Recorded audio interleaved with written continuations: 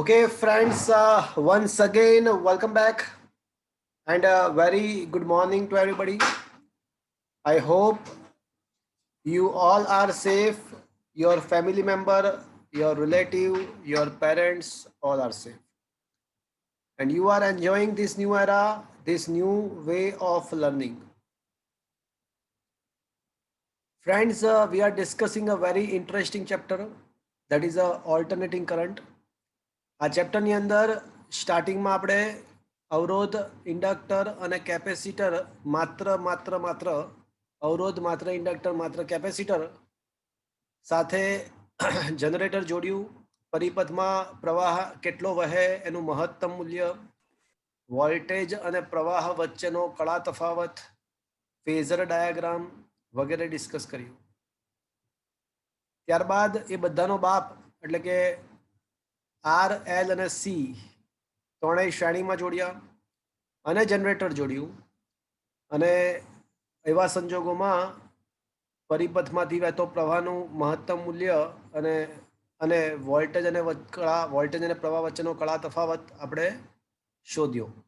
એના માટે બે રીતે આપણે સોલ્યુશન કર્યું હતું, એક ફેઝર ડાયાગ્રામથી અને બીજું એનાલિટિકલ વૈશ્લેષિક રીત પરથી.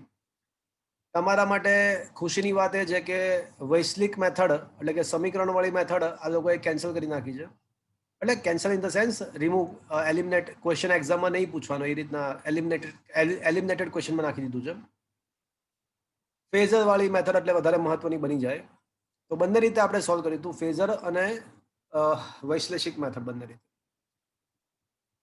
પછી એના વિવિધ કિસ્સાઓ માત્ર આરએલસી, આરએલ, આરસી, એલસી પરિપથો એના દાખલાઓ ડિસ્કસ કર્યા હતા. અનુનાદની વાત કરી હતી, અનુનાદી આવૃત્તિનું સૂત્ર, ક્યુ ફેક્ટર, હાફ પાવર બેન્ડવિથ શું છે એ બધી વાત કરી હતી. એના સૂત્રો પણ સાબિત કર્યા હતા. છેલ્લા લેક્ચરમાં વાસ્તવિક પાવર આઈ રમેશ, વી રમેશ, કોસ ફાઈ, જ્યાં કોસ ફાઈને શું કહેવાય મિત્રો? Power factor. પાવર ફેક્ટર કહે છે. તો એવી વાત આપણે ડિસ્કસ કરી હતી મિત્રો, અને એના પણ ખાસ કિસ્સાઓ ડિસ્કસ કર્યા હતા.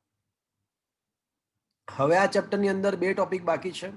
એક છે એલસી દોલનો અને બીજું છે ટ્રાન્સફોર્મર. આજના લેક્ચરની અંદર મિત્રો આપણો મેઇન ટાસ્ક એલસી દોલનો શું છે એની વાત કરીશું. એલસી દોલક પરિપથ કોને કહેવાય એની વાત કરીશું. એલસી પરિપથ માટે વિદ્યુત ભારનું વિકલ સમીકરણ અને તે પરથી તારવીશું. તો મિત્રો 19, 20 અને 21 આ ત્રણેય ક્વેશ્ચન ભેગા થઈને 4 માર્ક્સમાં આવી શકે. 19, 20 અને 21 ત્રણેય પ્રશ્ન ભેગા થઈને 4 માર્ક્સમાં આવી શકે. તો હવેનો ક્વેશ્ચન એવો છે કે એલસી દોલન એટલે શું અથવા એલસી પરિપથ એટલે શું, તેના માટે વિદ્યુત ભારનું વિકલ સમીકરણ તારવો અને પછી એના ઉકેલ એટલે કે વિદ્યુત પ્રવાહનું સૂત્ર મેળવો. તો મિત્રો આખો એક 4 માર્ક્સનો પ્રશ્ન, ત્રણેય ક્વેશ્ચન હું કમ્બાઈન કરીને સમજાવું છું. 4 માર્ક્સનો એક મોટો પ્રશ્ન થશે.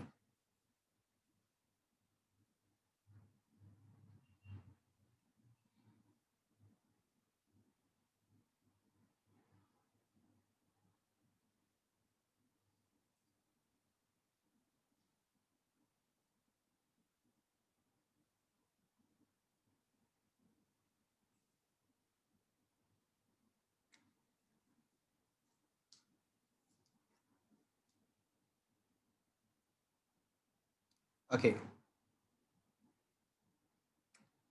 So the question is,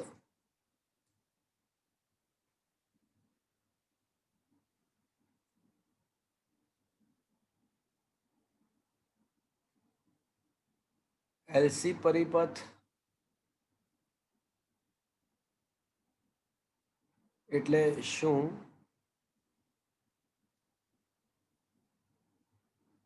તેના માટે વિદ્યુત ભારનું વિકલ સમીકરણ મેળવો, તે પરથી પ્રવાહનું સૂત્ર તારવો. વળી પાછો ટાર્ગેટ તો એ જ છે કે આ પરિપથમાં પણ પ્રવાહનું સૂત્ર જ તારવવું છે. વળી પાછો એ જ ટાર્ગેટ છે, દર વખતેની જેમ પ્રવાહનું સૂત્ર જ મેળવવું છે, એ ટાર્ગેટ છે. ઓકે,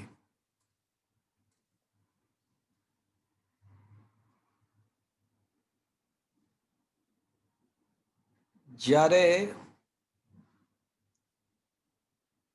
સંપૂર્ણ વિદ્યુત ભારિત,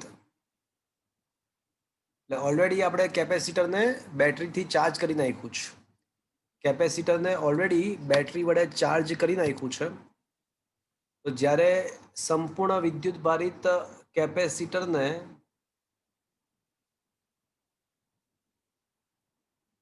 આદર્શ ઇન્ડક્ટર, જે વાસ્તવમાં શક્ય જ નથી હોતું, આદર્શ ઇન્ડક્ટરનો મતલબ જેને કોઈ ઓહમિક અવરોધ ના હોય. ઓહમિક અવરોધ, રિએક્ટન્સ હોય, ઇન્ડક્ટિવ રિએક્ટન્સ તો હોય જ, પણ એને કોઈ ઓહમિક અવરોધ ના હોય.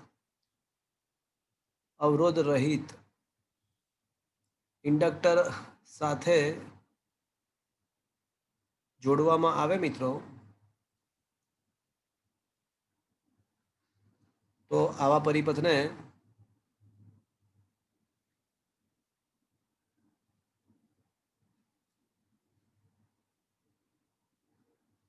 એલસી પરિપથ કહે છે. તો મિત્રો આપણે એવું જોઈશું કે આવા સંજોગોમાં વિદ્યુત ભાર, કેપેસિટર પરનો જે વિદ્યુત ભાર છે બે પ્લેટો પર, એ છે ને બંને પ્લેટો વચ્ચે દોલનો કરશે વાયા ઇન્ડક્ટર. અને એટલા માટે જ આ પરિપથને દોલક પરિપથ, એલસી દોલક પરિપથ પણ કહેવાય. એટલા માટે જ આ પરિપથને એલસી દોલક પરિપથ પણ કહેવાય. એ આપણે જેમ જેમ થિયરી આગળ વધશે તેમ તમને આ વસ્તુનો ખ્યાલ આવી જશે. તો અત્યારે તો એલસી પરિપથ શું છે એ આપણને ખ્યાલ આવ્યો કે ભાઈ સિમ્પલ છે કે કોઈ ચાર્જ કરેલું કેપેસિટર હોય એને આપણે આદર્શ ઇન્ડક્ટર સાથે જોડીએ તો જે પરિપથ તૈયાર થાય એને એલસી પરિપથ કહેવાય. ધેટ ઇઝ ધી એલસી પરિપથ. તો માની લો કે આપણી પાસે આવડું આ ચાર્જ કરેલો કેપેસિટર છે, ઓલરેડી બેટરીમાં સાથે જોડ્યું હશે, અને ચાર્જિંગ થઈ ગયા પછી બેટરી દૂર કરી નાખી હશે, અને પછી બેટરી દૂર કરી અને આ ચાર્જડ હોય તેવા જ કેપેસિટરને આપણે કોની સાથે જોડીશું? બોલો, કોની સાથે જોડીશું મિત્રો? ઇન્ડક્ટર સાથે. ઇન્ડક્ટર સાથે જોડીશું.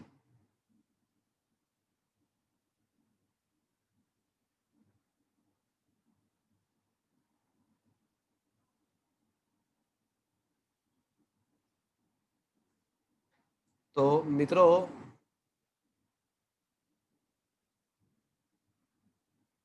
આદર્શ હોય તેવું એક ઇન્ડક્ટર ધારો કે આપણી પાસે છે, તો આ રીતે જો જોડાણ તૈયાર કરવામાં આવે તો આવા જોડાણને એલસી પરિપથ કહેવાય. પણ જેવું તમે આ જોડાણ કરશો એટલે હવે શું થશે કે વિદ્યુત પ્રવાહ is always try to flow from high potential two law potential.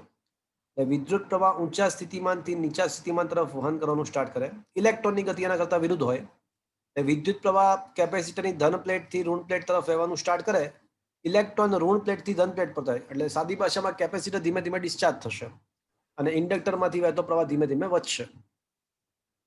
તો સ્ટાર્ટિંગમાં તો કેપેસિટર સંપૂર્ણ ચાર્જડ છે. ધારો કે એટલે એનો મતલબ કે સ્ટાર્ટિંગમાં કેપેસિટર પરનો વિદ્યુતભાર મહત્તમ હશે. ધારો કે પ્રારંભમાં કેપેસિટરનો મહત્તમ વિદ્યુતભાર ધારો કે QM છે. ધારો કે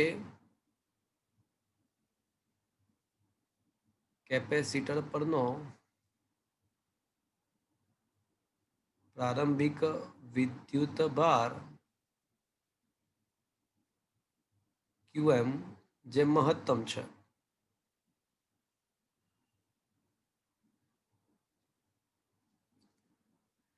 હવે કેપેસિટર ડિસ્ચાર્જ થશે અને ઇન્ડક્ટરમાંથી વહેતો પ્રવાહ વધશે.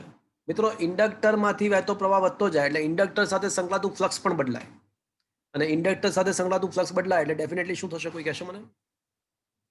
EMF પ્રેરિત EMF પ્રેરિત થાય. ઇન્ડક્ટરમાં વોલ્ટેજ પ્રેરિત થાય. ધારો કે ઇન્ડક્ટર પરના જે વોલ્ટેજ છે ને એ ધારો કે VL છે, જ્યાંથી પ્રવાહ દાખલ થાય એ ધન સ્થિતિમાન હોય, જ્યાંથી પાછો આવે એ ઋણ સ્થિતિમાન. ધારો કે VL છે, અને કેપેસિટર પરના વોલ્ટેજ ધારો કે VC છે. તો હવે પરિપથ પર કિર્ચોફનો બીજો નિયમ લગાડતા. તો મિત્રો અહીંથી સ્ટાર્ટ કરીએ આપણે, આ બિંદુએથી. Look at this point, look at this. અહીંથી સ્ટાર્ટ કરીએ આપણે. તો કશું નથી, ધન પહેલા તો બરાબરની જમણી બાજુ ધન લખવાનું, ધન પહેલા તો. પણ ડાબી બાજુ લખીએ તો શું લખીશું મિત્રો? નેગેટિવ. Minus VL. બરાબરની જમણી બાજુ ધન પણ ડાબી બાજુ માઇનસ VL. કશું નથી, ઋણ પહેલા. હવે ઋણ આવ્યું તો ઋણ પહેલા તો બરાબરની જમણી બાજુ ઋણ પણ ડાબી બાજુ ઇઝ ઇક્વલ્સ ટુ 0. ચલો અહીંયા સુધી પહોંચ્યા મિત્રો?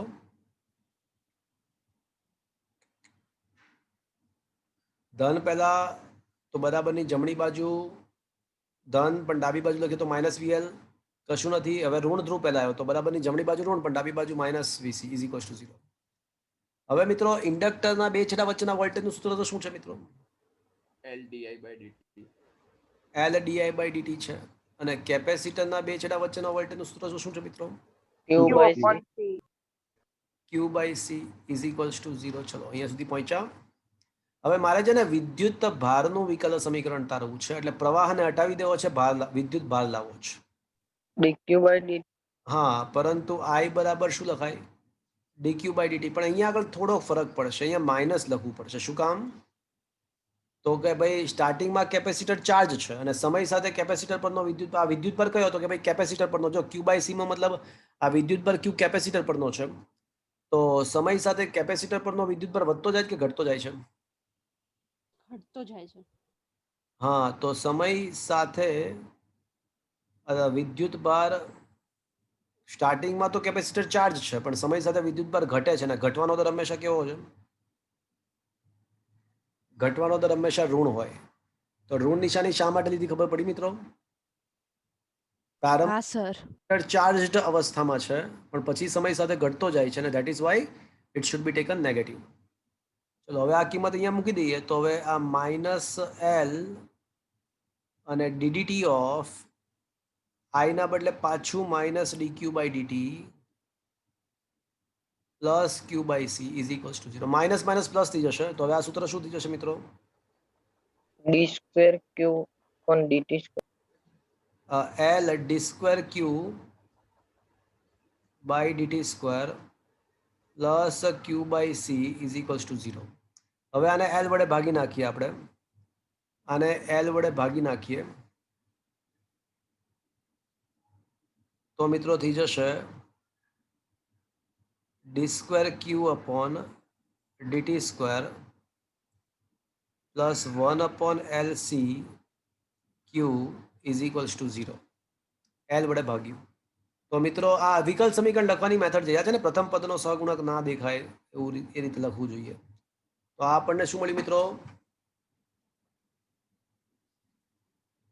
બોલો, કોઈ કહે છે? જે વિદ્યુત ભારનું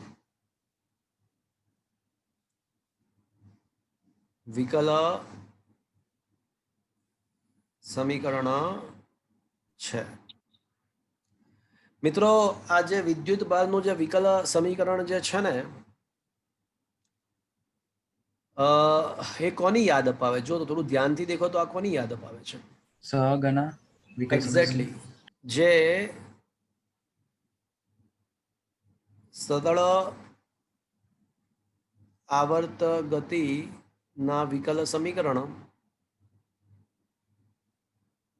સદળ આવર્ત ગતિના વિકલ સમીકરણ D square x upon DT square plus omega 0 square x બરાબર 0, અને જ્યાં તમને યાદ હોય તો ઓમેગા 0 બરાબર સરળ આવર્ત ગતિમાં રૂટ કે બાય એમ હતું. યાદ છે તમને?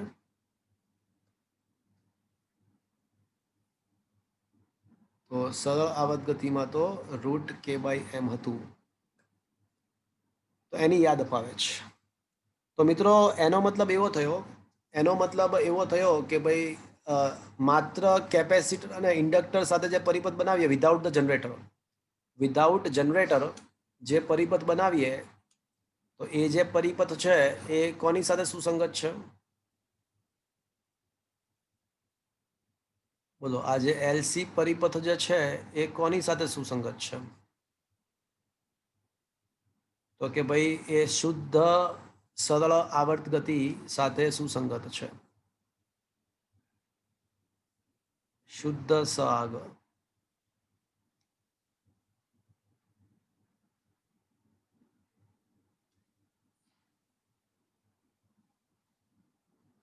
અને આ આદર્શ અવસ્થા છે. આ બંને અવસ્થા આદર્શ છે મિત્રો. શુદ્ધ એલસી પરિપથ પણ આદર્શ અવસ્થા છે અને શુદ્ધ સરળ આવર્ત ગતિ પણ આદર્શ છે. પૂછો ક્યું? કારણ કે આદર્શ ઇન્ડક્ટર કે જેનો કોઈ અવરોધ જ ના હોય એવો તો ઇન્ડક્ટર શક્ય જ નથી. આ તો આપણે કલ્પના કરી કે આપણી પાસે એવો આદર્શ ઇન્ડક્ટર છે કે જેને કોઈ અવરોધ જ ના હોય અને એની સાથે કેપેસિટર જોડી દઈએ તો આપણને એલસી પરિપથ મળે. પણ વાસ્તવમાં તો વ્યવહારમાં એવું કોઈ તંત્ર જ નથી કે જેને અવરોધ જ ના હોય. એટલે અને આ શુદ્ધ સરળ આવર્ત ગતિમાં કયા કન્સિડરેશન સાથે આપણે ચાલ્યા હતા? કોઈને યાદ છે? ત્યાં પણ એવું જ હતું 11th કે શુદ્ધ સહગમાં આપણે કયા કન્સિડરેશન સાથે ચાલ્યા હતા? યાદ છે? કોઈ પણ પ્રકારના બાહ્ય અવરોધક બળો હાજર નથી. હવાનો અવરોધ વગેરે કશું છે જ નહીં. તંત્રનો પોતાના પણ અવરોધ કે કોઈ અવરોધક બળો જ નથી. એવા કન્સિડરેશન સાથે આપણે આગળ વધ્યા હતા. એટલે એ પણ શક્ય નહોતું. એ શુદ્ધ સરળ આવર્ત ગતિ પણ શક્ય નહોતી. તો વ્યવહારમાં ત્યાં શું હતું? કોઈને યાદ છે? 11th સ્ટાન્ડર્ડની અંદર શુદ્ધ સરળ આવર્ત ગતિ તો શક્ય નહોતી, પણ શું શક્ય બનતું હતું? યાદ છે? વ્યવહારમાં કોઈને કોઈ પ્રકારના અવરોધક બળો હાજર જ હોય તો ત્યાં શું થતું હતું? કોઈને યાદ છે? શું મિત્રો મારો અવાજ આવે છે? હા સર. તો ત્યાં આગળ શું થતું હતું? કોઈ મને કહેશે? હવાનો અવરોધ હા, શુદ્ધ સરળ મંદિર આવર્ત. દોલનો સર. એક્ઝેક્ટલી. તો શુદ્ધ સરળ આવર્ત ગતિ તો શક્ય જ નહોતી. તો હવાના વગેરે અવરોધક બળોને કારણે જે દોલનો થતા હતા એ અવમંદિત દોલનો હતા. સમય સાથે જેમાં કંપ વિસ્તાર ઘટતો જતો હતો. તો ત્યાં આગળ અવમંદિત દોલન. તો અહીંયા આગળ મિત્રો છે ને, આપણે ચાર્જ કરેલા કેપેસિટરને ઇન્ડક્ટર સાથે જોડીએ ને તો વ્યવહારમાં ઓટોમેટિકલી અવરોધ અંદર હોય જ પરિપથનો. એટલે ખરેખર એલસી પરિપથ બનવાના બદલે કયો પરિપથ બની જશે? એલસી પરિપથ બનવાના બદલે એલસીઆર પરિપથ બની જશે. જો હજી જનરેટર તો આવ્યું જ નથી હો. હું એલસીઆર શ્રેણી એસી પરિપથ નથી કહેતો. હું એલસીઆર શ્રેણી એસી પરિપથ નથી કહેતો. હું ખાલી એલસીઆર પરિપથ કહું છું. જનરેટર સોર્સ તો છે જ નહીં, બાહ્ય સોર્સ છે જ નહીં. એટલે અહીંયા આગળ ખરેખર વાસ્તવમાં એલસીઆર પરિપથ બનશે અને ત્યાં આગળ અવમંદિત દોલનો થાય. પણ યાદ કરો મિત્રો, ત્યાં શું હતું કે અવમંદિત દોલનોને ચાલુ રાખવા હોય તો તમારે શું કરવું પડે? પ્રણોદિત દોલનો કરવા પડે. હા, એટલે એ પ્રણોદિત દોલન ક્યારે થાય? જ્યારે આપણે શું કરીએ તો પછી પ્રણોદિત દોલન? બાહ્ય બાહ્ય આવર્તક બળ બળ લગાડવું. લગાડવું પડે. હા, બાહ્ય આવર્તક બળ આપવું પડે અને તો પછી દોલનો સ્ટાર્ટ થાય, જળવાઈ રહે. તો જો તમે મિત્રો અહીંયા આગળ શું છે ખબર છે? તમે ચાર્જ કરેલા કેપેસિટરને ઇન્ડક્ટર સાથે આદર્શ અવસ્થામાં જોડો તો પ્રવાહ સતત ઉલટ-સુલટ વહ્યા રાખશે. તો પ્રવાહ સતત ઉલટ-સુલટ વહ્યા રાખશે. પણ ખરેખર વ્યવહારમાં શું થાય કે થોડો ઘણો અવરોધ પણ હોય. એટલે ધીમે ધીમે પરિપથમાંથી પ્રવાહ જે વહે છે એ વિદ્યુત ઉર્જા જે છે એનું અવરોધને કારણે ઉષ્મા ઉર્જામાં રૂપાંતર થાય અને ધીમે ધીમે પ્રવાહ વિદ્યુત ભારની આપલે થવાની, વિદ્યુત ભારના દોલનો બંધ થઈ જાય. અવમંદિત દોલનોની સાથે સામેની સાઈડ એલસીઆર પરિપથ. પણ જો તમારે આ વિદ્યુત ભારની ગતિ એટલે કે પરિપથમાં પ્રવાહ સતત જાળવી રાખવો હોય, ત્યાં આગળ દોલનો સતત જાળવી રાખવા હોય તો આપણે બાહ્ય આવર્ત બળ લગાડવું પડે. તો અહીંયા આગળ તમારે પ્રવાહ સતત પરિપથમાં વહેવડાવવા રાખવો હોય તો શું કરવું પડશે? ત્યાં બાહ્ય આવર્ત બળ આપવું પડે અને પ્રણોદિત દોલન થાય. તો અહીંયા આગળ તમારે જો પ્રવાહ સતત વહેવડાવવા ચાલુ રાખવો હોય તો શું કરવું પડશે? ત્યાં આવર્ત બળ પૂરું પાડ્યું હતું, અહીંયા આવર્ત વોલ્ટેજ પૂરા પાડવા પડે અને આવર્ત વોલ્ટેજ એટલે જ એસી સપ્લાય. તો હવે ત્યાં આગળ શું આવશે મિત્રો? તો ત્યાં મિકેનિક્સમાં પ્રણોદિત દોલન હતું. તો એ પ્રણોદિત દોલનને અનુરૂપ અહીંયા શું આવશે મિત્રો? અહીંયા શું આવશે મિત્રો પ્રણોદિત દોલનનું અનુરૂપ?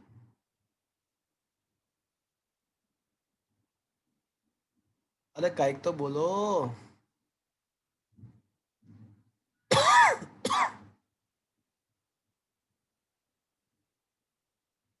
અહીંયા LCR શ્રેણી એસી પરિપથ આવશે. શું મિત્રો મારો અવાજ આવે છે તમને? હા સર. અને યાદ કરો મિત્રો, આપણે આ LCR શ્રેણી એસી પરિપથમાં મેં જ્યારે વિદ્યુત ભારનું વિકલ સમીકરણ તારવ્યું હતું ને, ત્યારે બતાવ્યું હતું કે આ જે સમીકરણ છે કોની યાદ અપાવે છે? યાદ કરો, LCR શ્રેણી પરિપથમાં જે વૈશ્લિક મેથડ હતી ને, વૈશ્લિક મેથડ, સમીકરણના ઉકેલવાળી મેથડ, એમાં બતાવ્યું હતું વિદ્યુત ભારનું વિકલ સમીકરણ લખીને નીચે લખ્યું હતું કે આ કોની યાદ અપાવે છે, એવું લખ્યું હતું, યાદ કરો. પ્રણોદિત દોલનના વિકલ સમીકરણ. હા, તો એ તો દેખાય જ છે. જો હવે એકદમ સુસંગત થઈ ગયું કે LCR શ્રેણી એસી પરિપથ ના અનુસંધાનમાં સામે પ્રણોદિત દોલનો આવે. એટલે બંને મિકેનિક્સ અને વિદ્યુત ચુંબકત્વ બંને આ ટોપિક સમાનતા છે બંનેમાં. તો હવે મિત્રો આ વિકલ સમીકરણની સમાનતા પરથી કહી શકાય, વળી પાછા ગેટ બેક ટુ ધ વિકલ સમીકરણ. તો આ બંને વિકલ સમીકરણની સમાનતા પરથી કહી શકાય કે વિદ્યુત ભારના દોલનોની પ્રાકૃતિક આવૃત્તિ, મૂળભૂત એટલે કે મૂળભૂત આવૃત્તિ કેટલી હશે? બોલો. અહીંયા આગળ છે ને ઓમેગા 0² એટલે k/m હતું, તો અહીંયા ઓમેગા 0² ના બદલે જો 1/LC આવે છે. તો આના સમીકરણની સમાનતા પરથી કહી શકાય કે આપણો જે વિદ્યુત ભાર જે દોલનો કરે છે કેપેસિટરની બે પ્લેટ વચ્ચેની આવૃત્તિ કેટલી હોવી જોઈએ? તો પછી બોલો કેટલી હોવી જોઈએ? 1/√LC. એટલે આ આપણને શેનું સૂત્ર મળ્યું મિત્રો?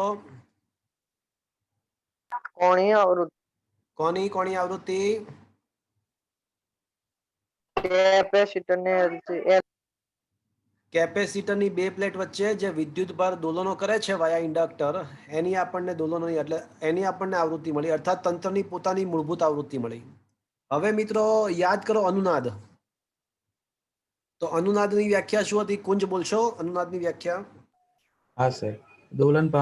દોલન પામી શકે તેવા તંત્રની મૂળભૂત આવૃત્તિ અને બાહ્ય બળની આવૃત્તિ બંને સરખી થઈ જાય તો કંપ વિસ્તાર મહત્તમ બને છે. આ ઘટના એકદમ પરફેક્ટ. દોલન પામતા તંત્રની પોતાની આવૃત્તિ અને બાહ્ય બળની આવૃત્તિ સમાન થાય તો કંપ વિસ્તાર મહત્તમ બને. હવે એક મિનિટ ઉભા રહો.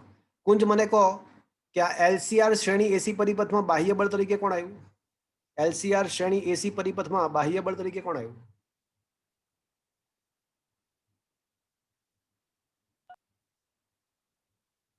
LCR શ્રેણી એસી પરિપથની અંદર બાહ્ય બળ તરીકે કોણ આવ્યું?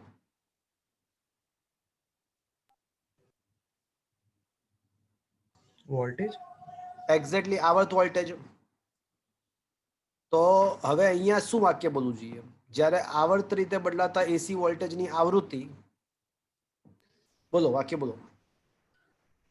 આવર્ત રીતે બદલાતા એસી વોલ્ટેજની આવૃત્તિ એ આવર્તક વોલ્ટેજની આવૃત્તિ જેટલી થઈ જાય નહીં, ત્યારે એ આવર્ત વોલ્ટેજ તો છે જ, એ તો બાહ્ય બળ છે. એટલે બાહ્ય બળની આવૃત્તિ કોના જેટલી થવી જોઈએ? તંત્રની દોલનોની પ્રાકૃતિક આવૃત્તિ જેટલી થઈ તો કંપ વિસ્તાર પ્રવાહનો કંપ વિસ્તાર પ્રવાહનો કંપ વિસ્તાર મહત્તમ થાય. બને. આ તો ઘટના મિત્રો આ આવર્ત વોલ્ટેજની આવૃત્તિ કેટલી હોવી જોઈએ? તો કે ભાઈ આપણા તંત્રની મૂળભૂત આવૃત્તિ, તંત્રની મૂળભૂત આવૃત્તિ શું છે? 1/√LC. તો પછી વોલ્ટેજની આવૃત્તિ કેટલી હોવી જોઈએ? જ્યારે આવર્ત વોલ્ટેજની આવૃત્તિ આપણા તંત્રની મૂળભૂત આવૃત્તિ જેટલી થાય ત્યારે પ્રવાહનો કંપ વિસ્તાર મહત્તમ બને.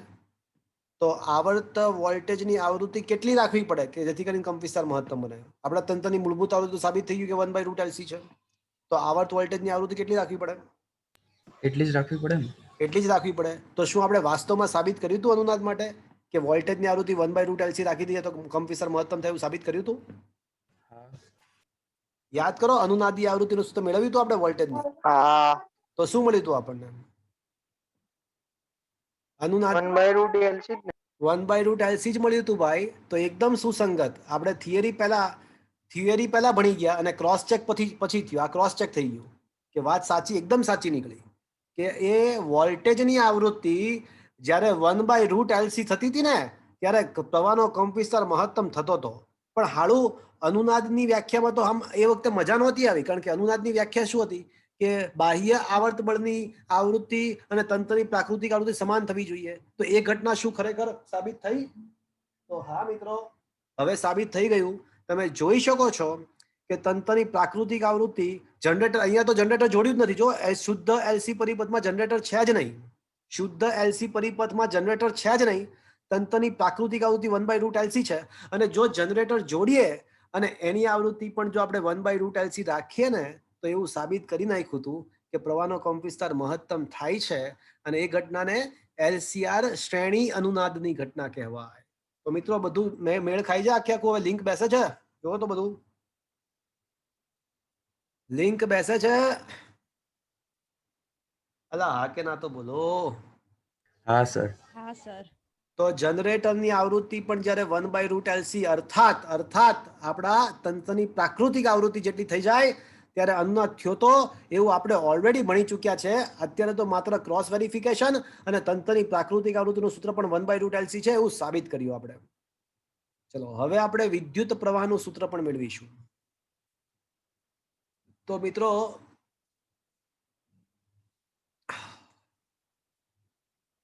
હવેનો ટાર્ગેટ પ્રવાહનું સૂત્ર છે. ચલો કોઈને યાદ છે સ આ ગના વિકલ સમીકરણનો ઉકેલ?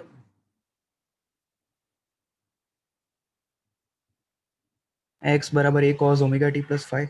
હા, જો તમે 11 સ્ટાન્ડર્ડ યાદ હોય તો આપણે સરળ આવર્ત ગતિના વિકલ સમીકરણનો ઉકેલ આપણે ભણી ચૂક્યા છીએ કે x બરાબર a cos omega T plus phi હતો.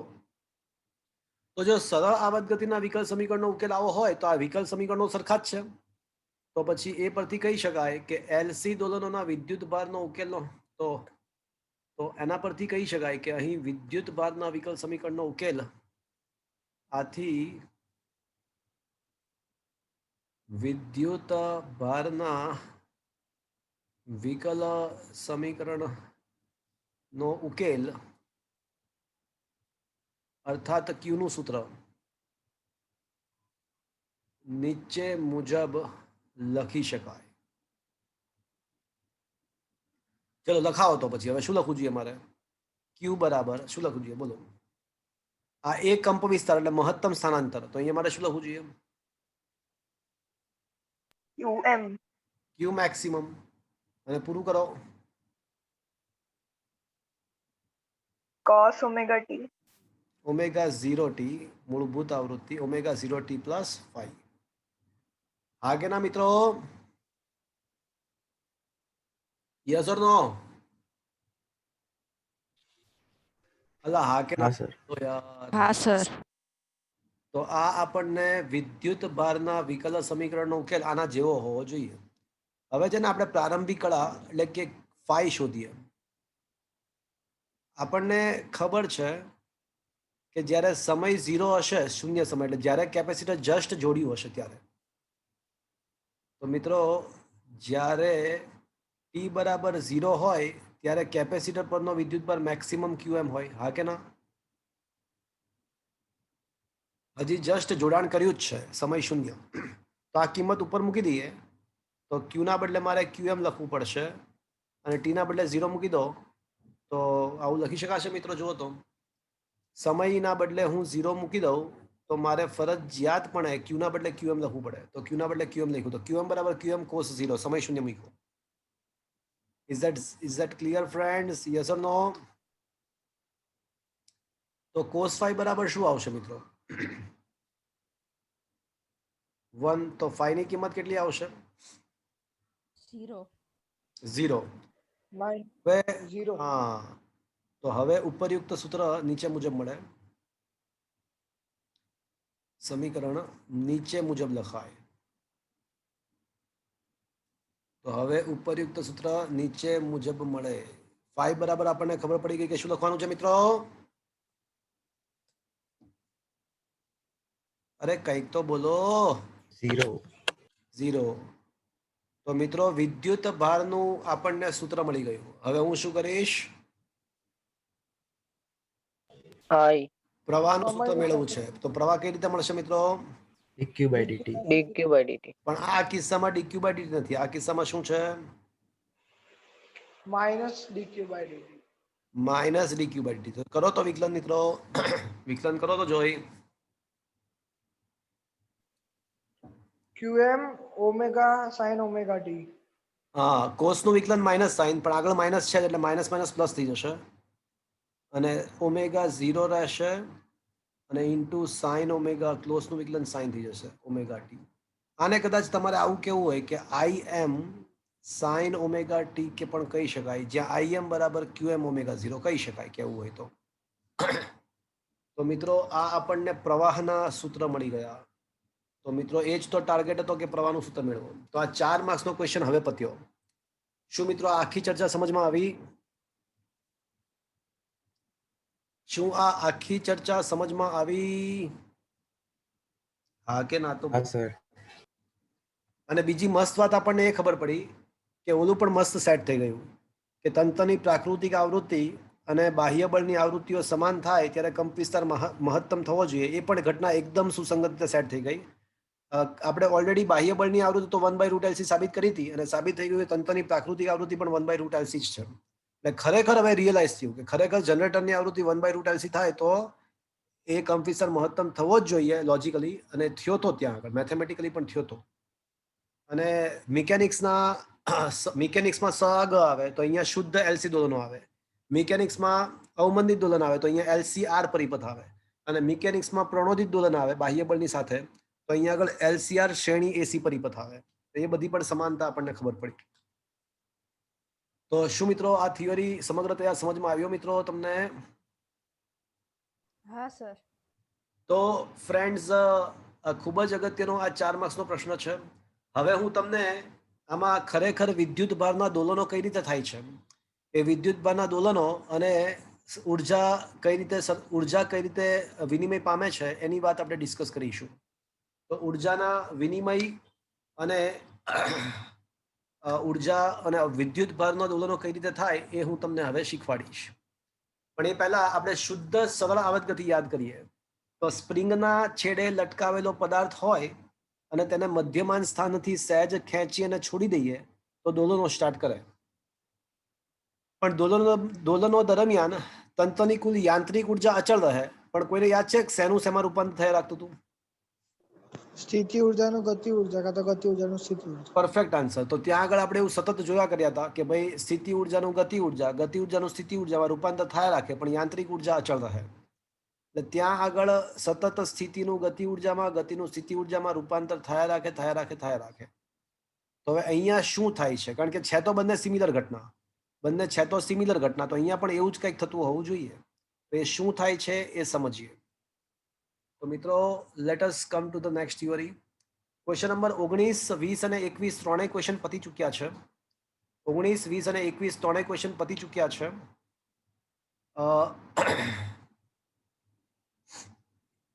ક્વેશ્ચન નંબર 22 પર આવો.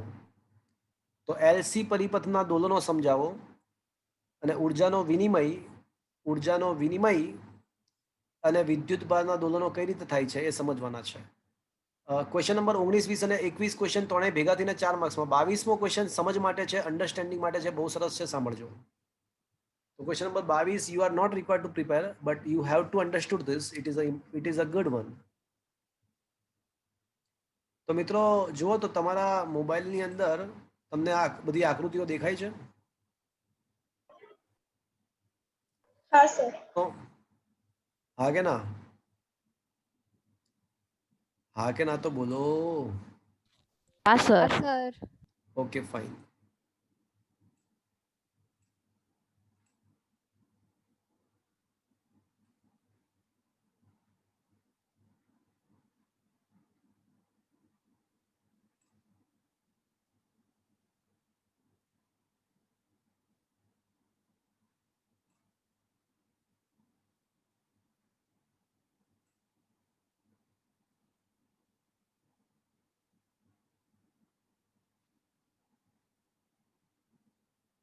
Okay.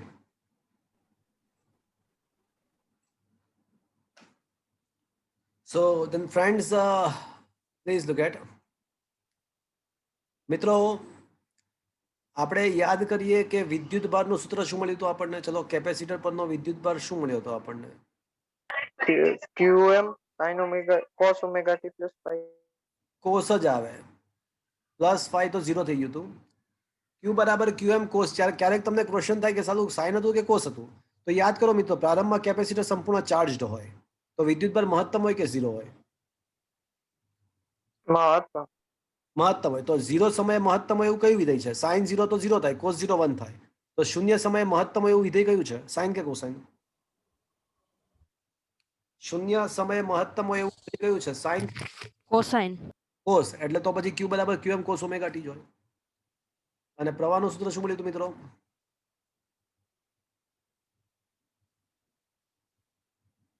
QM omega 0 sin omega 0 t, અર્થાત that was a IM sin omega 0 t as well.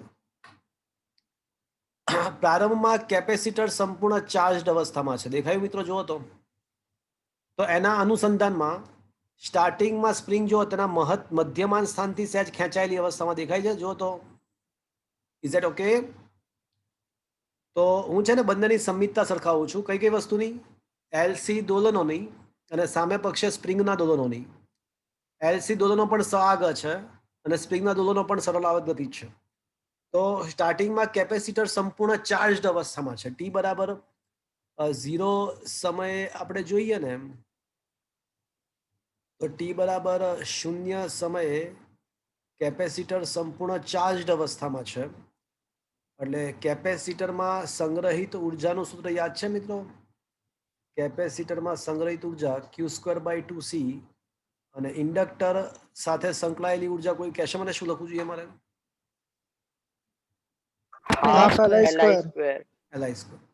શૂન્ય સમયે તમે દેખો ટી બરાબર 0 મૂકી દો તો Q બરાબર Q મેક્સિમમ થશે. એટલે એનો મતલબ એવો થયો કે કેપેસિટરમાં સંગ્રહિત ઉર્જા મહત્તમ થશે અને એ વખતે I બરાબર આઈના સૂત્રમાં સમય શૂન્ય મૂકો તો I બરાબર 0 થઈ જશે.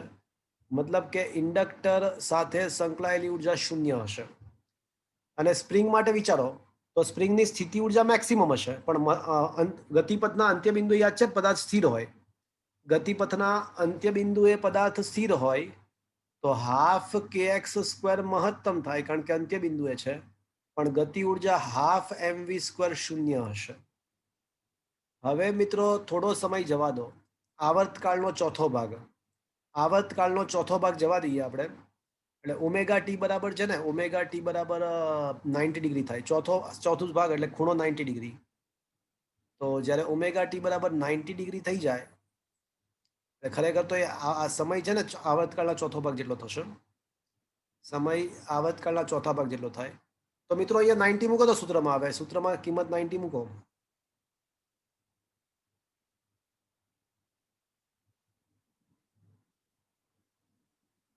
સૂત્રમાં કિંમત 90 મૂકો તો cos 90 તો શું થાય મિત્રો? 0. તો કેપેસિટર સંપૂર્ણ ડિસ્ચાર્જ થઈ ગયું, કેપેસિટરની ઉર્જા શૂન્ય બની ગઈ. પણ એ વખતે પ્રવાહનું શું થયું? જુઓ તો મહત્તમ. મેક્સિમમ. પ્રવાહ મહત્તમ થશે. તો એનો મતલબ કે કેપેસિટરની જે ઉર્જા શૂન્ય થઈ ગઈ તો ઉર્જા સંરક્ષણના નિયમ અનુસાર ગાયબ તો ના થાય. અને બીજું આપણને એ પણ ખબર છે કે કેપેસિટર અને ઇન્ડક્ટર યાદ છે પાવર વ્યય શૂન્ય કરે છે, એટલે ઉર્જાનો વ્યય તો કરતા જ નથી. તો પછી ગઈ ક્યાં ઉર્જા? તો ભાઈ પ્રવાહ વધી ગયો ને, તો ઇન્ડક્ટરમાં સંગ્રહિત ઉર્જા મેક્સિમમ થઈ જશે. તો અહીંયા આગળ શું થાય ખબર છે મિત્રો? હવે પદાર્થ મધ્યમાન સ્થાન પર આવી જશે, એટલે હાફ kx² 0 બની જશે અને હાફ mv² મહત્તમ બની જશે. એટલે બધી જ સ્થિતિ ઉર્જાનું ગતિ ઉર્જામાં રૂપાંતર થાય સ્પ્રિંગના કેસમાં. અને અહીંયા આગળ આપણા પરિપથના કેસમાં કેપેસિટરના વિદ્યુત ક્ષેત્રમાં જે ઉર્જા સંગ્રહ પામી હતી એ બધી જ ક્યાં વહી જશે? ઇન્ડક્ટરના ચુંબકીય ક્ષેત્રમાં. તમે ધ્યાનથી દેખો તો પહેલી આકૃતિમાં ઇન્ડક્ટરમાં ચુંબકીય ક્ષેત્ર બતાવ્યું નથી, પણ બીજી આકૃતિમાં જો ધીમે ધીમે ઇન્ડક્ટરનું ચુંબકીય ક્ષેત્ર વધતું જાય છે જો.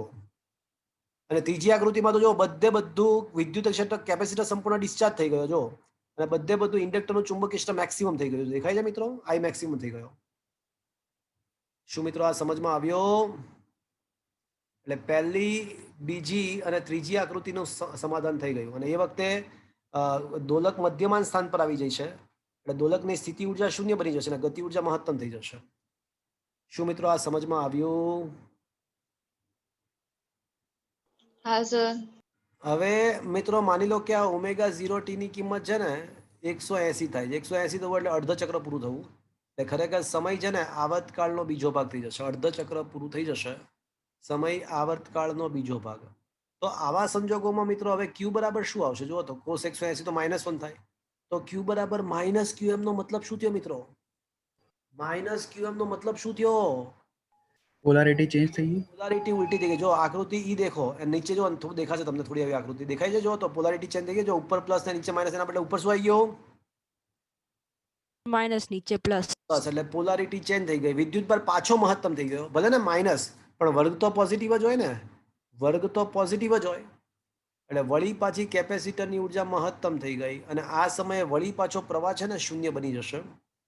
પ્રવાહ પાછો sin x 0 જ હોય, પ્રવાહ શૂન્ય, એટલે ઇન્ડક્ટરની ઉર્જા પાછી શૂન્ય. એટલે વળી પાછી ઇન્ડક્ટર પાસે જે ચુંબકીય ક્ષેત્રમાં જે બધી ઉર્જા હતી એ ક્યાં વહી ગઈ મિત્રો? પાછી એ બધી ઉર્જા કેપેસિટરમાં. કેપેસિટરના વિદ્યુત ક્ષેત્રમાં વહી ગઈ પાછી બધી. અને હવે એક આખું એક વડે 270 ગણી નાખીએ, ઓમેગા ટી બરાબર 270, એટલે આ આવર્તકાળનો 3/4 ભાગ, 3t/4 જેટલો સમય પસાર થઈ જાય તો કોસ 270 પાછું 0 છે. એટલે વળી પાછું કેપેસિટરની ઉર્જા શૂન્ય બની જાય. વળી પાછું કેપેસિટર ફરીથી ડિસ્ચાર્જ થઈ જશે, ફરીથી કેપેસિટર ડિસ્ચાર્જ થઈ જશે. ઇન્ડક્ટરનો પ્રવાહ માઇનસ મેક્સિમમ, એટલે પ્રવાહની દિશા પણ ઉલટાઈ જશે, પ્રવાહની દિશા ઉલટાઈ જશે. ઇન્ડક્ટરની ઉર્જા પાછી મહત્તમ થશે. બીજા કેસમાં હાફ kx² મેક્સિમમ થશે, અને હાફ mv² પાછું 0 થઈ જશે. ત્રીજા કેસમાં પાછું હાફ kx² 0 થઈ જશે, અને હાફ mv² મેક્સિમમ થઈ જશે. તો મિત્રો આમ સતત વિદ્યુત ભાર ઘડીકમાં ધનથી ઋણ, ઘડીકમાં ઋણથી ધન દોલનો કરે રાખશે વાયા ઇન્ડક્ટર. અને કેપેસિટરના વિદ્યુત ક્ષેત્રની ઉર્જા ઇન્ડક્ટરના ચુંબકીય ક્ષેત્રમાં, ઇન્ડક્ટરના ચુંબકીય ક્ષેત્રની ઉર્જા કેપેસિટરના વિદ્યુત ક્ષેત્રમાં દોલનો થયા જ રાખશે. આદર્શ અવસ્થા હોય તો અનંત સમય સુધી, યાદ કરો ઓલો સ્પ્રિંગના છેડે લટકાવેલો પદાર્થ અનંત સમય સુધી દોલનો કરે રાખે, એ જ પ્રમાણે અહીંયા પણ અનંત સમય સુધી કેપેસિટરની ઉર્જા વિદ્યુત ક્ષેત્રની ઉર્જા ઇન્ડક્ટરના ચુંબકીય ક્ષેત્રમાં, ઇન્ડક્ટરના ચુંબકીય ક્ષેત્રની ઉર્જા કેપેસિટરના વિદ્યુત ક્ષેત્રમાં અનંત સમય સુધી રૂપાંતર પામ્યા જ કરશે. એવું થવું જોઈએ. પરંતુ મિત્રો થોડું અલગ છે. શું અલગતા છે એ હું પછી કહું, પણ અત્યાર સુધી બધી વાત ખબર પડી તમને મિત્રો? હા સર. હા સર. આ બંને ક્વેશ્ચનની સમાનતા, સ્પ્રિંગના છેડે લટકાવેલા પદાર્થના દોલનો અને એલસી પરિપથના દોલનોની સમાનતા સમજમાં આવી મિત્રો? ઉર્જાની સમાનતા, हाँ सर। વિદ્યુત ભારના દોલનો સમજમાં આવ્યા બધા? હા સર. પણ હવે હું તમને એક ખાસ વાત કહું છું મિત્રો, એકદમ ઝકાસ વાત કહું છું. સાવ આવું નથી, સાવ આવું નથી. પૂછો ક્યુ? પૂછો ક્યુ? અરે ક્યુ? ક્યુંકि ભગવાને વિદ્યુત ભારને અમુક સ્પેશિયલ ગુણધર્મ આપ્યા છે. સાંભળજો મારી વાત. સ્થિર અવસ્થામાં જે વિદ્યુત બળ હોય ને, સ્થિર અવસ્થામાં જે વિદ્યુત બળ હોય ને, એ માત્ર વિદ્યુત ક્ષેત્ર પેદા કરે. સ્થિર વિદ્યુત ભાર માત્ર વિદ્યુત ક્ષેત્ર પેદા કરે.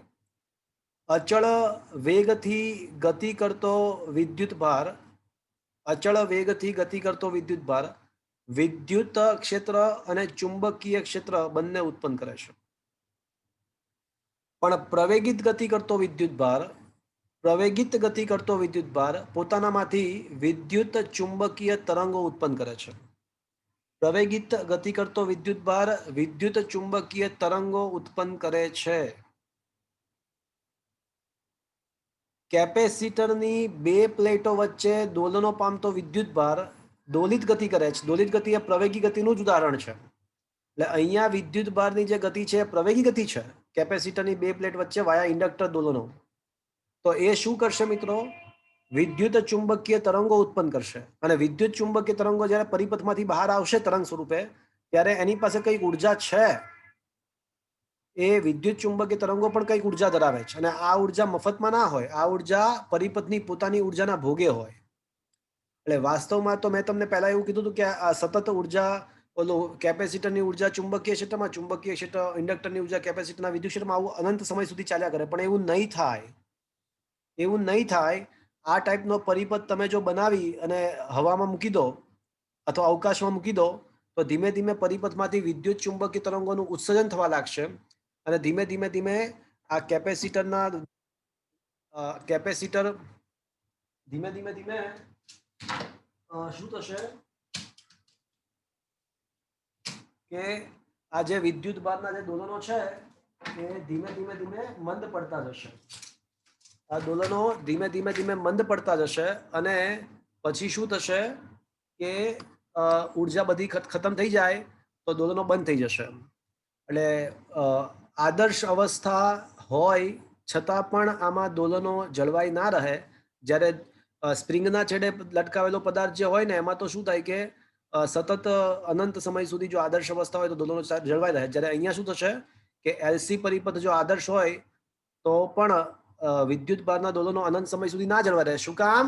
કારણ કે પરિપથમાંથી વિદ્યુત ચુંબકીય તરંગોનું નિર્માણ થશે અને જેટલા પ્રમાણમાં વિદ્યુત ચુંબકીય તરંગો બહાર નીકળતા જશે એટલા પ્રમાણમાં પરિપથની ઉર્જા ક્રમશઃ ઘટતી જશે.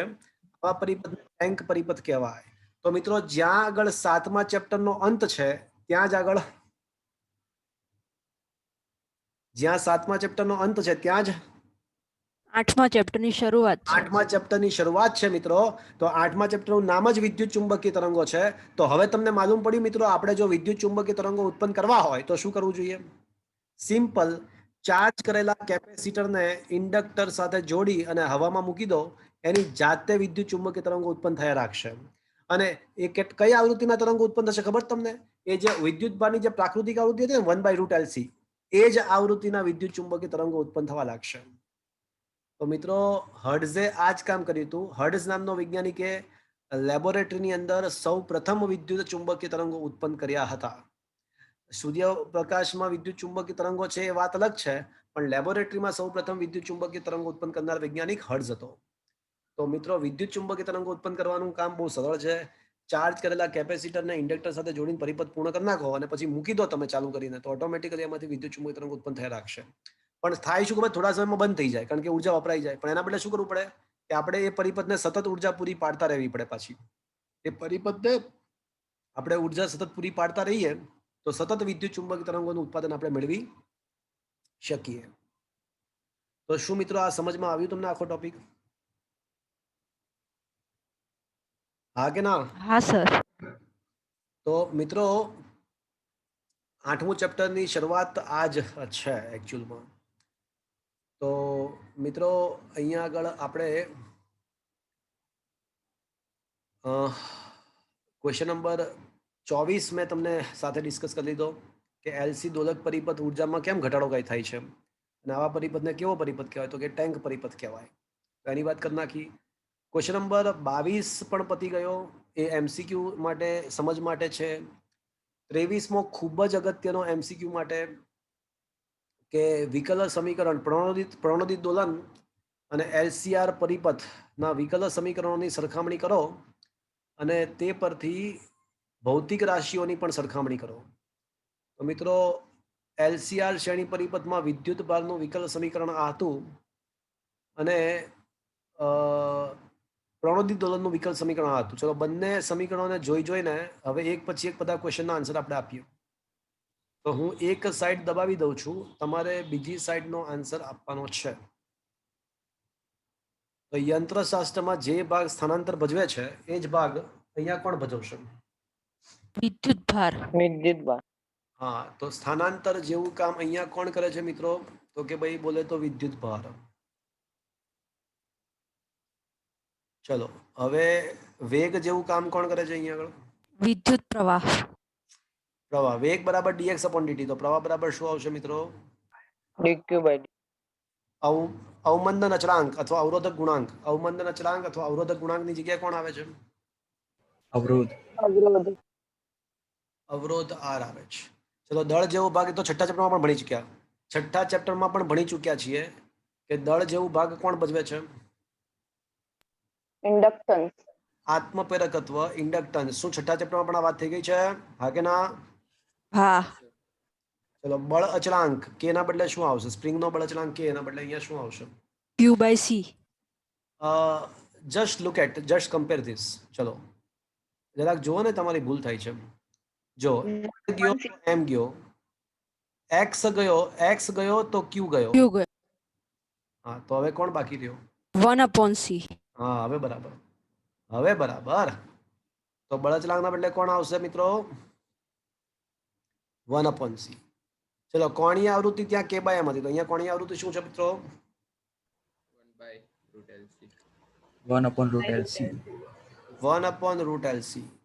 આવર્ત બળ તરીકે અહીંયા શું આવશે? આવર્ત વોલ્ટેજ. આવર્ત વોલ્ટેજ ના કહેવાય તો તમે એસી વોલ્ટેજ પણ કહી શકો. અને ઉર્જાનું સૂત્ર ત્યાં half kx² plus half mv², તો અહીંયા કુલ ઉર્જાનું સૂત્ર શું આવશે?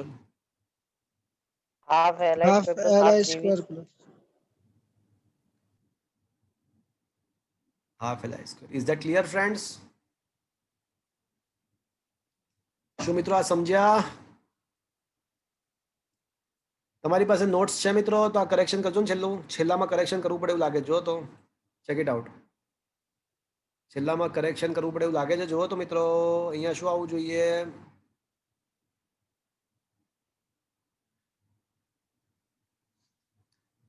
Q²/2c પ્લસ હાફ Li² હોવું જોઈએ. Is that clear friends?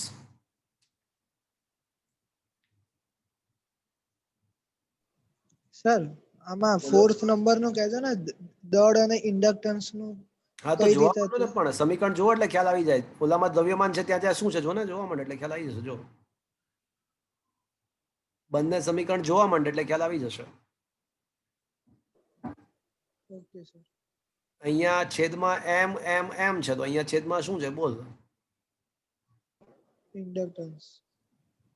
અને એ વાત તો સાચું તો છઠ્ઠા ચેપ્ટરમાં પણ ડિસ્કસ થઈ ગયું છે. આપણે જ્યારે હાફ Li² સાબિત કર્યું હતું ને, ત્યારે જ વાત થઈ ગઈ હતી. હાફ Li² ના અનુરૂપ હાફ mv² આવે છે. તો એના ત્યાં જ વાત થઈ ગઈ હતી કે ઇન્ડક્ટન્સનું કામ તો જડત્વ જેવું કામ કરે છે, ઇન્ડક્ટન્સ દળ જેવું કામ કરે છે. છઠ્ઠા ચેપ્ટરમાં જ વાત થઈ ગઈ હતી. અને અહીંયા દેખાય જ છે, બધા દેખાય તો છે, આપણે ચોખ્ખું તો દેખાય છે કે છે, તો ત્યાં એમ આવે છે. Is it okay? Yes sir. તો મિત્રો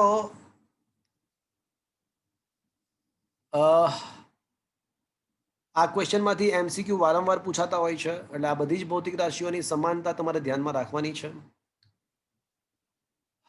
ક્વેશ્ચન નંબર 24 ઇમ્પોર્ટન્ટ SQ કે વિદ્યુત ચુંબકીય તરંગો કઈ રીતે ઉત્પન્ન થતા હોય છે એની વાત આપણે કરી, અને આ પરિપથને ટેન્ક પરિપથ કહેવાય એવું પણ વાત કરી.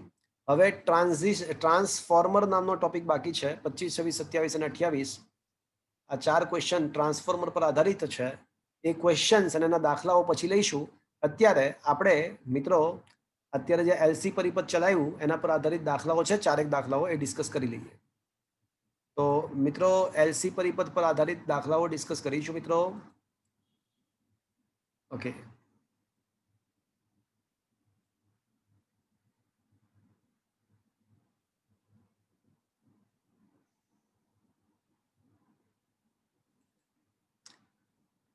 મિત્રો સ્વાધ્યાયના દાખલાઓ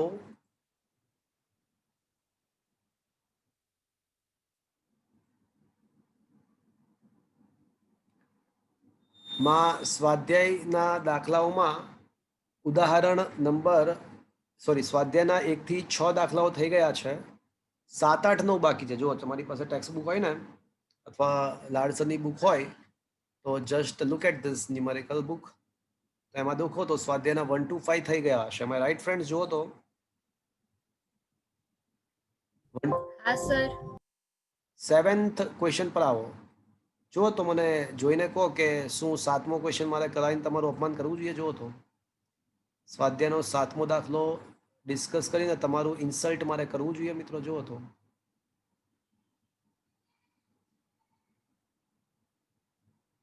જુઓ તો મિત્રો આપણને ઇન્ડક્ટન્સ આપેલું છે, કેપેસિટન્સ આપેલું છે, અને એલસી એટલે એનો મતલબ કે એલસી પરિપથ છે, અને એની મુક્ત દોલનોની આવૃત્તિ એટલે પ્રાકૃતિક આવૃત્તિ શોધવાની છે.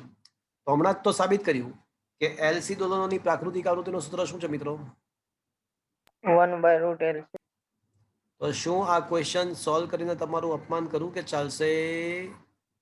ચાલશે. એમાં અપમાન છે. અચ્છા, તને માન જેવું ક્યાં છે તો અપમાન તારું થાય? અરે છે કશું? તો ક્વેશ્ચન નંબર 7 પતી ગયો. 8મો ક્વેશ્ચન. સ્વાધ્યાયમાં કેપેસિટર પરના પ્રારંભિક વિદ્યુતભારનું મૂલ્ય 6 મિલીકુલમ છે. તો પરિપથમાં સંગ્રહિત કુલ ઉર્જા કેટલી હશે? અને પછી કોઈ પણ સમયે પરિપથની કુલ ઉર્જા કેટલી? તો મિત્રો પ્રારંભમાં તો છે ને ઇન્ડક્ટર પાસે ઉર્જા જ ના હોય. તો પ્રારંભમાં કેપેસિટર પાસે જે ઉર્જા હશે ને એ જ પરિપથની કુલ ઉર્જા હશે. તો પ્રારંભમાં ટોટલ ઉર્જા એ જ કેપેસિટરની ઉર્જા, અને that is equal to by 2c. તો q² બાય 2c. હવે q શું છે મિત્રો? 6 મિલીકુલમ, એટલે 6 ગુણ્યા 10⁻³ નો વર્ગ ભાગ્યા 2. અને કેપેસિટન્સ આગળના દાખલામાં કેટલું હતું જોવો તો મિત્રો? What was the capacitance? 30 માઇક્રોફેરેડે. માઇક્રોફેરેડે. તો 30 માઇક્રો.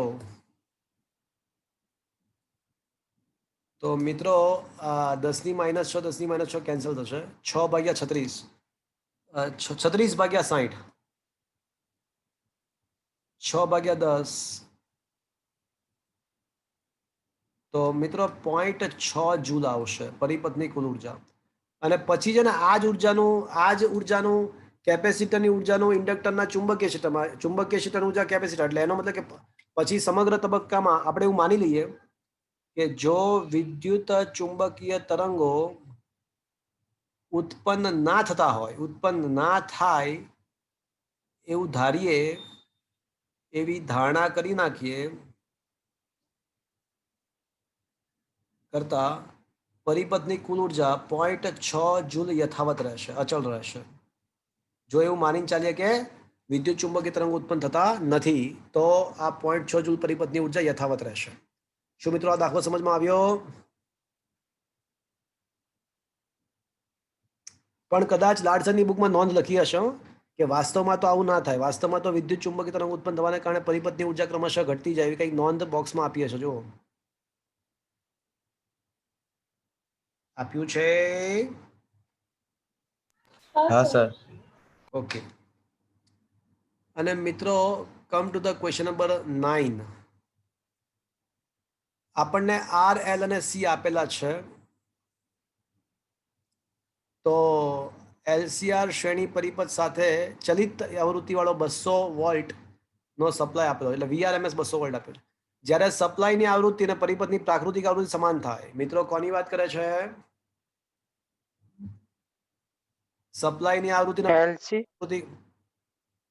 જેટલી. હા, એટલે ડાયરેક્ટલી નથી લખ્યું, પણ ઇનડાયરેક્ટલી આપણને કીધું છે કે અનુનાદ વખતે પૂછ્યું છે. ડાયરેક્ટલી નહીં, પણ કમબખત ઇનડાયરેક્ટલી આપણને પૂછ્યું છે કે અનુનાદ વખતે એક ચક્ર દરમિયાન વપરાતો પાવર કેટલો. તો અનુનાદ સમયે પાવર પૂછ્યો છે. તો પાવરનું સૂત્ર તો આપણને ખબર જ છે કે વી રમેશ, કોઈ પણ ગમે તે કિસ્સો ના હોય, બધાનો બાપ તો આ જ છે. વી રમેશ આઈ રમેશ cos phi. પણ અનુનાદ સમયે cos phi શું થાય? r by z બરાબર r થઈ જશે, તો 1 થઈ જાય. તો અનુનાદ સમય તો cos phi 1 છે, તો પછી પાવર શું બાકી રહેશે? વી રમેશ તો છે, પણ આઈ રમેશ નથી. તો આઈ રમેશ બરાબર વી રમેશ બાય ઝેડ, પણ ઝેડ તો પોતે આર છે. અનુનાદ સમયે ઝેડ આર છે અને cos phi 1 છે. તો પાવર કેટલો થશે મિત્રો? તો કે ભાઈ વી રમેશ સ્ક્વેર બાય આર. તો વી રમેશ 200 ને 200, બસ 200 નો વર્ગ, અને આર છે 20. તો 120 કેન્સલ, અને તો એનો મતલબ 2000 વોટ આન્સર આવશે, અથવા 2 કિલો વોટ આન્સર આવશે. શું મિત્રો આવે જવાબ? જોવો તો મિત્રો. હા સર. Is that clear? મિત્રો સ્વાધ્યાયના હવે એવું કહી શકાય કે 11 સુધી બધા દાખલાઓ પતી ગયા છે, અને પાછળ પણ ખાસા પતી ગયા છે. પાછળ પણ ખાસા 12મો બાકી છે, અને અમુક બીજા બાકી છે, 2-3 દાખલાઓ. અને ઉદાહરણનો 1-2 દાખલા બાકી છે. ઉદાહરણ નંબર 7 બાકી છે મિત્રો. ઉદાહરણ નંબર 7 બાકી છે, અને ઉદાહરણ નંબર 11 બાકી છે. ઉદાહરણ નંબર 7 નથી કરવાની જરૂર નથી. એ કેન્સલ જ કરી નાખ્યો છે તમારા ઓલા કન્ટેન્ટમાંથી. કેન્સલ જ કરી નાખ્યો છે કન્ટેન્ટમાંથી, અને આમે એને કરવાની જરૂર નથી. તો ઉદાહરણ નંબર 7 ઓલરેડી કેન્સલ છે, પણ આમે મારે કરાવવાની જરૂર નથી તમને, કારણ કે નકામો ક્વેશ્ચન છે. ઉદાહરણ નંબર 11 આઈએમપી છે. ઉદાહરણ number 11 is a important one. So friends, let us come to the ઉદાહરણ number 11. So 11th is a very important.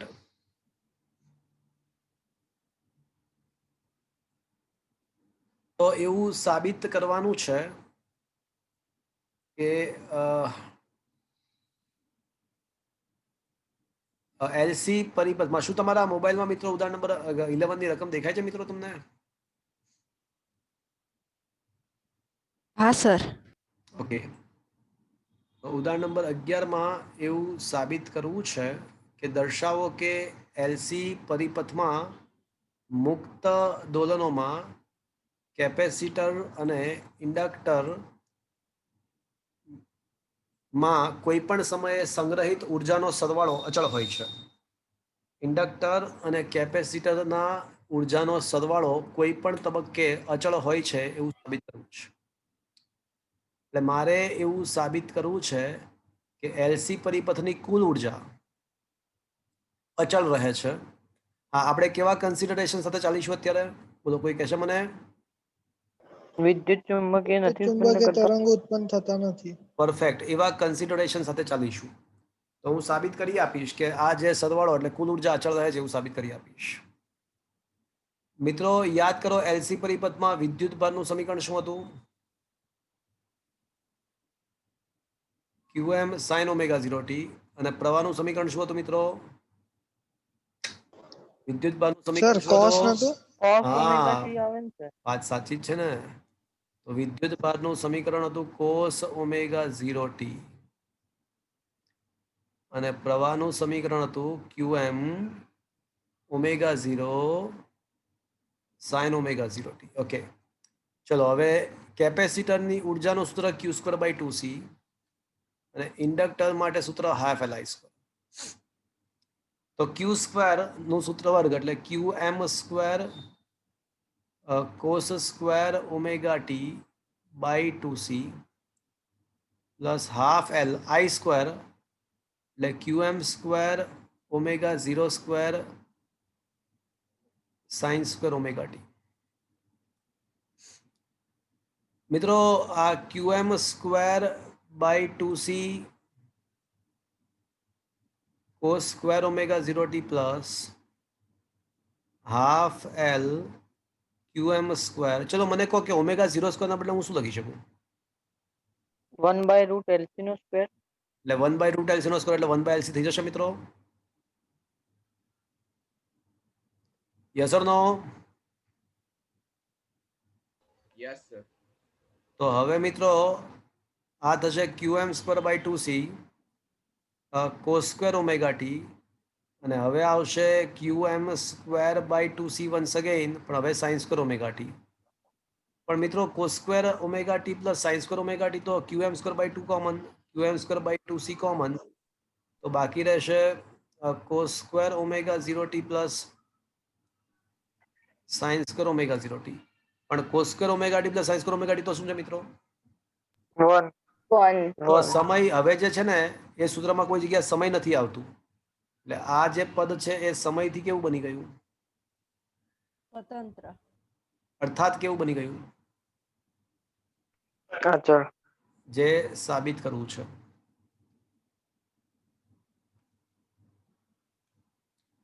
શું મિત્રો આ દાખલો સમજમાં આવ્યો? સિમ્પલ છે, એકદમ સિમ્પલ, એક જ ટ્રેક પર simple. Is that clear friends? Yes, sir. તો ફ્રેન્ડ્સ આજે આપણે એલસી દોલક પરિપથ, વિદ્યુત શાસ્ત્ર અને મિકેનિક્સ ના સૂત્રોની સરખામણી અને વિદ્યુત ચુંબકીય તરંગોનું ઉત્પાદન કઈ રીતે થાય એની બહુ મસ્ત વાત આપણે શીખ્યા મિત્રો. અને એક ટોપિક બહુ મહત્વનો કહી શકાય એવો ટોપિક આપણે ડિસ્કસ કર્યો. હવે આ ચેપ્ટરમાં એક ટોપિક બાકી છે, ટ્રાન્સફોર્મર અને એના પર આધારિત દાખલાઓ ગણી લઈએ એટલે આ ચેપ્ટર સમગ્રતયા ફિનિશ્ડ જાહેર થશે. કાલે સવારે વળી પાછા મળીશું આ જ પ્રમાણે શેડ્યુલ પ્રમાણે 7:30 થી 9:30. કાલે 7:30 વાગે લેક્ચર સેટરડે અને 9 થી 10:15. તો આજનો સેશન મિત્રો અહીંયા આગળ ફિનિશ કરીએ છીએ.